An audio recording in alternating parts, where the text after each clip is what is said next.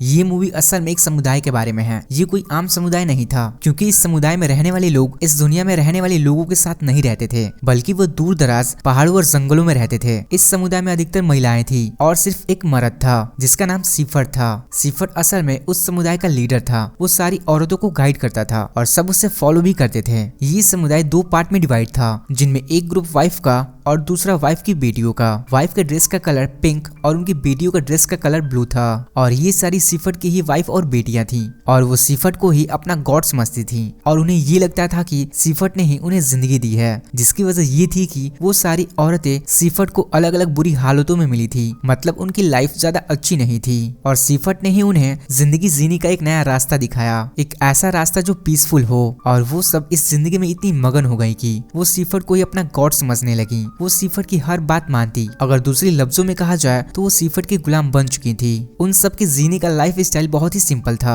और दुनिया के लोगों से वो बिल्कुल ही दूर रहती थी। यहाँ तक कि अगर कोई बीमार भी हो जाता था तो उसे हॉस्पिटल नहीं लेकर जाया जाता। और इस समुदाय के कुछ रूल भी थे जो खुद सीफर्ट ने ही बनाए थे और सब रूल को कठोरता से पालन भी किया जाता था, क्योंकि इस समुदाय में बहुत ज्यादा औरतें ही थी तो पीरियड्स होना एक नॉर्मल बात थी। और जब किसी फीमेल को ऐसा होता था तब उसे उन दिनों समुदाय से अलग रखा जाता, क्योंकि वो लोग मानते थे कि इन दिनों में वो औरत इम्प्योर हो जाती हैं। चाहे कोई भी बात होती, वो सीफर्ट के अलावा किसी और को सुनाना अलाउड नहीं था। यहाँ तक कि सारी बातें, सारी चीजें सीफर्ट के कंट्रोल में ही थी। यहाँ तक कि खाना खाते वक्त, सोते वक्त, हर वक्त सीफर्ट को ही याद किया जाता था, जैसे कि कोई इंसान प्रेयर कर रहा हो। यही नहीं, उन्हें सीफर्ट पर इतना विश्वास था कि उन्हें लगता था कि सीफर्ट उन्हें इंटरनल लाइफ दे सकता है। सीफर्ट की बेटियों में से जो उसकी सबसे फेवरेट बेटी थी, जिसे वो सबसे ज्यादा लाइक करता था, उसका नाम सैला था। इसकी वजह ये थी कि वो समझता था कि सैला बिल्कुल प्योर है और वो भी बाकियों से अलग ही थी। और उसकी माँ की डेथ तब हुई थी जब उसकी माँ ने उसे जन्म दिया था। सैला उससे हमेशा अपनी मदर के बारे में पूछती थी,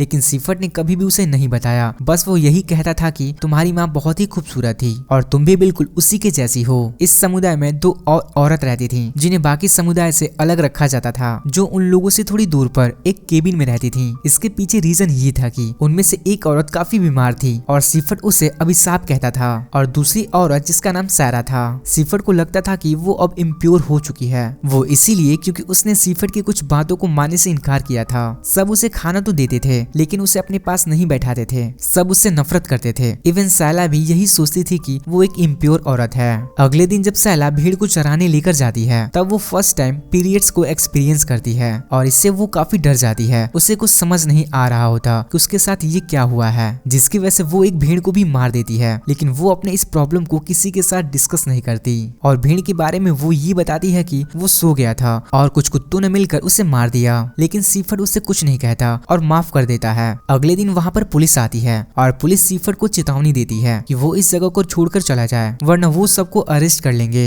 इस बात को लेकर सीफर्ट काफी चिंता में होता है, लेकिन वो अपनी सारी वाइफों को और बेटियों को इकट्ठा करता है और सबको बताता है कि इस दुनिया के लोग उन्हें इस जगह पर जीने नहीं देंगे, उन्हें इस जगह को छोड़कर जानी होगी और जैसे हम इस जगह पर आए थे इसी तरह हम किसी और जगह पर जाकर बस जाएंगे। सैला के अलावा बाकी सब खुश होते हैं कि अब वो किसी नई जगह पर जाएंगे और अगले ही दिन वो लोग अपना सारा सामान लेकर किसी नई जगह की तलाश में निकल जाते हैं। रात को वो लोग आराम करते थे और दिन में जर्नी। जब से सैला को पीरियड्स का इशू हुआ था उसको डरावने सपने आते थे, खास तौर पर सीफर्ट के बारे में। उसे लगता था कि कुछ गलत तो हो रहा है। अपने इस सफर के दौरान उन्हें किसी जगह पर एक पुराना खाली घर भी मिलता है, क्योंकि वो सर्दी का मौसम था और बगैर शेल्टर के रहना बहुत मुश्किल था। और इतनी सर्दी होने के बावजूद भी सीफर्ट वहाँ रहने से इनकार कर देता है और वो कहता है कि हम यहाँ नहीं रह सकते, ये टूटे हुए लोगों का घर है। और वो कहता है कि हम इन लोगों से अलग हैं, हमें इन जैसा नहीं बनना। और वहीं पर वो रात को टेंट लगाकर रात गुजारते हैं। और फिर सैला की बहनों में एक को सैला के पीरियड्स के बारे में पता चल जाता है। ये बात वो सबको बता देती है और सीफर्ट के कहने पर ही कुछ दिनों के लिए सैला को ही उस इम्प्योर सैरा के साथ रखा गया। इस दौरान सैला को काफी कुछ बताती है, खास तौर पर उसकी मदर और सीफर्ट के बारे में। वो बताती है कि जब सैला पैदा हुई तब उसकी माँ बहुत बीमार थी, उसे इन्फेक्शन हो गया था, उसे डॉक्टर की जरूरत थी, लेकिन सीफर्ट की वजह से उसे हॉस्पिटल नहीं ले जाया गया और फाइनली उसकी डेथ हो गई। तब सैला उससे पूछती है कि आप अभी तक यहाँ पर क्यों हैं? ये सब कुछ छोड़कर चली क्यों नहीं गई? जिस पर वो कहती है कि अब मैं इस जिंदगी की आदी हो चुकी हूँ और मुझे तो ये भी नहीं पता कि मैं कौन हूँ।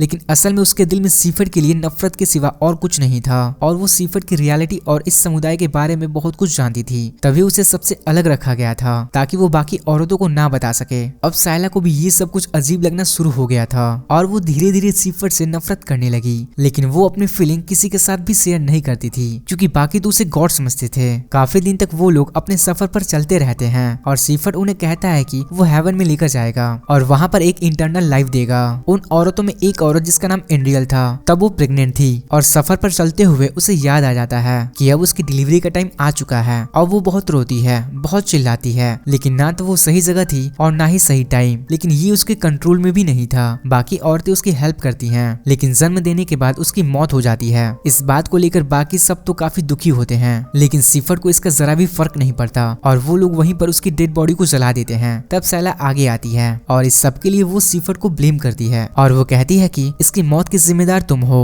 इसके बाद भी वो अपना सफर जारी रखते हैं, लेकिन सारा अब उस समुदाय का पार्ट नहीं होती, वो उन्हें छोड़ चुकी होती है क्योंकि एंड्रियल ने जिस बच्चे को जन्म दिया था वो एक लड़का था और सीफर्ड का असूल था कि समुदाय में सिर्फ एक ही मर्द होना चाहिए और यही वजह है वो उस बच्चे को वहीं छोड़ देते हैं और सारा उस बच्चे के लिए वहीं पर रुक जाती है। लेकिन वो सैला को समझाती है तुम एक स्ट्रॉन्ग लड़की हो, तुम्हें अपनी बहनों को भी समझाना है। सीफर्ड उन सबको लीड कर रहा होता है, वो सब थक चुके थे और यहाँ पर ऐसा फील होता है कि जैसे सीफर्ड खुद ही रास्ता भटक गया हो। और तब सीफर्ड की बेटियों में से एक बेटी सिर्फ ये कहती है कि हमें शायद अलग रास्ते पर जाना था, जिस पर सीफर्ड काफी भड़क जाता है और वो उसे डांटता है कि अब तुम मुझे सिखाओगी कि कैसे लीड करते हैं। और सीफर्ड सबके सामने उसे पीटना शुरू कर देता है। वो काफी रोती है और कहती है कि मुझसे गलती हो गई है, लेकिन इसके बावजूद भी कोई उसकी हेल्प नहीं कर रहा था। वो उसे काफी बुरी तरह से घसीटता है और कहता है कि मुझे मत सिखाओ कि कैसे लीड करना है। और एक बार फिर से वो चलने लगते हैं और सारी औरतें सीफर्ड को ही फॉलो करती हैं। काफी दिन सफर करने के बाद फाइनली वो अपने डेस्टिनेशन तक पहुंच जाते हैं। वो काफी बड़ा और बहुत ही सुंदर लैंड था और सीफर्ड उनसे कहता है कि मैं तुम्हें दुनिया में ही हेवन दे रहा हूँ और आज से हम इसी जगह पर रहेंगे। और इस बात से सब लोग काफी खुश हैं। झील पर पहुंचते ही वो अपनी सब बेटियों को नहलाकर प्योर कर देता है और उससे अपने सारी वाइफों से वादा किया था कि उन्हें एक इंटरनल लाइफ देगा। लेकिन उन्हें ये नहीं पता था कि वो किस किस्म का इंटरनल लाइफ होगा।